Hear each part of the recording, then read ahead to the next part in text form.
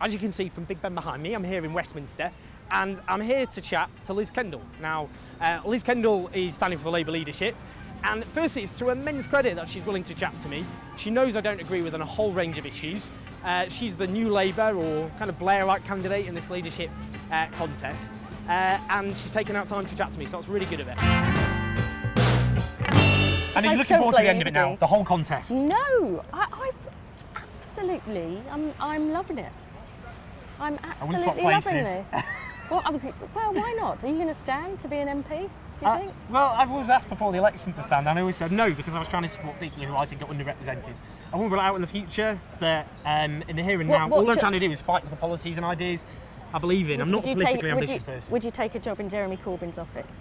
No, and partly because I'm one of the only people in the mainstream media who's not hostile to him. I want to start firstly, Jeremy Corbyn.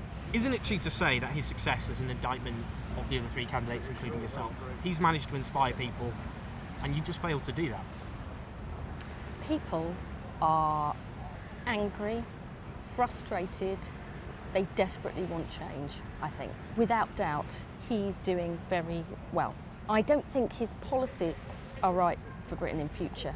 I don't think they'll help us deal with the big challenges that we've got. Without doubt, people are being inspired by Jeremy Corbyn. There are those who are being inspired by the case that I'm putting out to, perhaps not in quite as many numbers. But I want us to offer a credible alternative to beat the Tories. And I don't think we lost because we weren't left-wing enough. Scotland.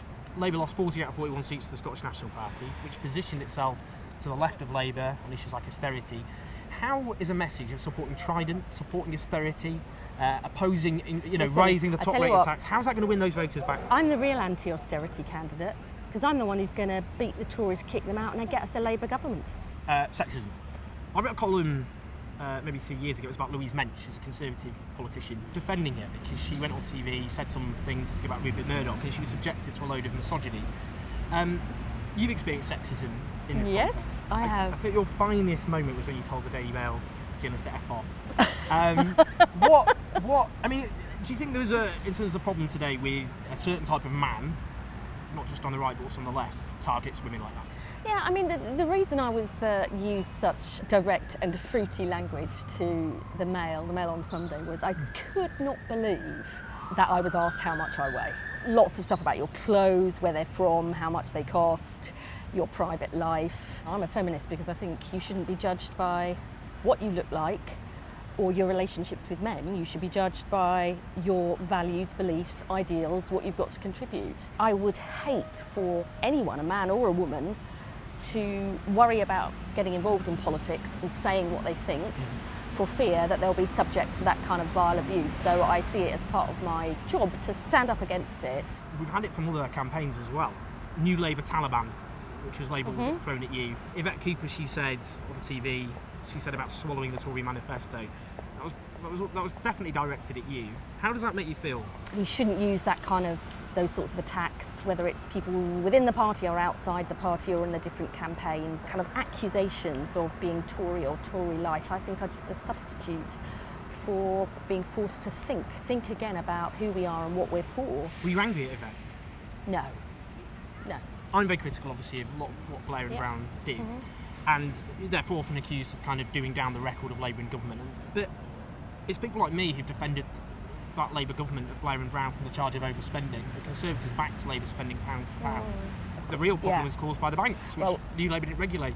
So aren't you doing down Labour by accepting that Labour overspent and not saying the Tories backed every single penny that Labour spent? I have actually said that. I think we should have reined spending in a bit before the crash, but that did not cause the crash.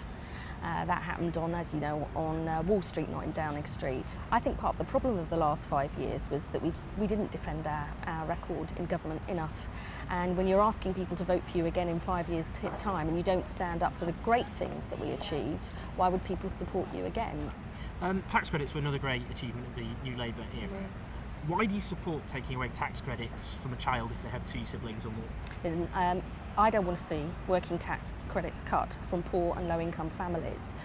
But if we are not going to do it, we have to show where we'd get the money from. I think, tough though it was, Harriet was right to say, people didn't trust us on welfare. We lost because people didn't trust us on the economy. and they haven't trusted us on welfare either. So I think we need to set out on alternatives. In the last election, Labour went in promising £8 an hour by 2020, which is a derisory offer, and now has been outflanked by George Osborne, who's promising £9 by 2020.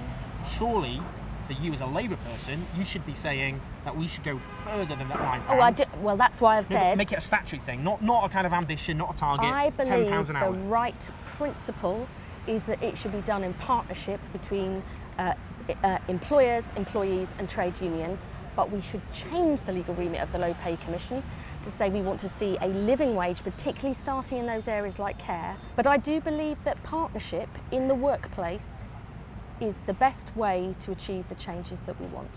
Before the election, you talked about the NHS, but you did make what I think were critical comments about the NHS in the sense you were calling for more private sector involvement. No.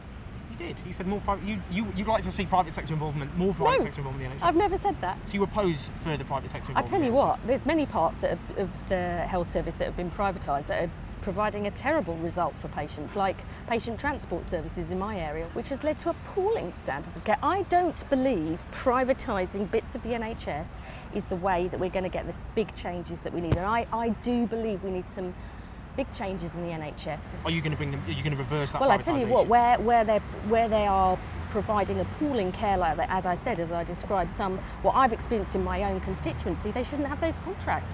So you'll reverse some privatisation? Yeah, I would like to see, certainly in the East Midlands, the patient transport service coming back, because it's absolutely not worked. On foreign policy stuff, because sure. Foreign policy. We could carry on talking for ages and ages. For foreign years. policy, extremists who behead people, who murder gay people.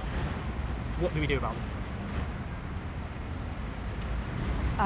I think anybody who believes that bombing ISIL in Iraq or Syria alone is going to solve the problem would be wrong. We need without doubt, a political solution in the region. We need, I believe as well, we've done barely anything in terms of cutting off their funding sources and now figuring out who they're selling the oil to. And we need a strategy in this country to effectively prevent people from being radicalised. And the Prime Minister is right, this is a generational struggle, but I don't believe he has anywhere near an effective strategy for dealing with it. Saudi Arabia, that's run by extremists. They behead people as well, and they kill people for being gay. Do you support an arms embargo against Saudi Arabia and action against them? Because Saudi Arabia is at the absolute centre as a country of international terrorism, which threatens all of us. Far more we can and should be doing there. Would you stop arming that dictatorship? Well, I would be prepared to look at anything, because what happens there, we haven't stood up anywhere near enough to what's happened there. Including an arms embargo? Because it is anything, because it is, we have done nowhere near enough. Tony Blair's the former Labour leader, and he's worked now for a number of dictators, including the dictatorship of Kazakhstan, including the dictatorship in Egypt. Do you condemn Tony Blair for working for dictatorships? I do not intend to condemn our former Prime Minister. Even for working for dictatorships? Because I think our last Labour government, as we've said, deserves some support, okay? And party members condemning former Prime Ministers is not going to help us. You can cheer on his record as Prime Minister. One minute you say to me, you should be defending the former Labour government. His policies. Okay. But we're not talking about his policies. We're talking about what he's done since. I am not going to be condemning our former Prime Minister. Even though I disagree with you a lot, I applaud you for particularly the sexism, taking it on and challenging it. And I hope others support you in that. It's been a pleasure. Thank you. Thanks very much. Yes. Thanks. That was a good chat with Liz. I think, I don't agree with lots of her politics, but she comes across well. She's quite nice and pleasant to have a chat with. She wasn't happy about being asked about Tony Blair working for dictators. I think that's an important point to make, because a lot's been thrown at Jeremy Corbyn. We've got people like Tony Blair working for murderous dictators, and I think we should be talking about that. But it was commendable that she came and had a chat with me. I enjoyed it. I hope you did as well. There's lots more interviews, so I hope you watched the ones we've already done. Got many, many to come, including with people I strongly disagree with, and also just about issues which I think you will find interesting. So keep the comments coming and subscribe. Thank you.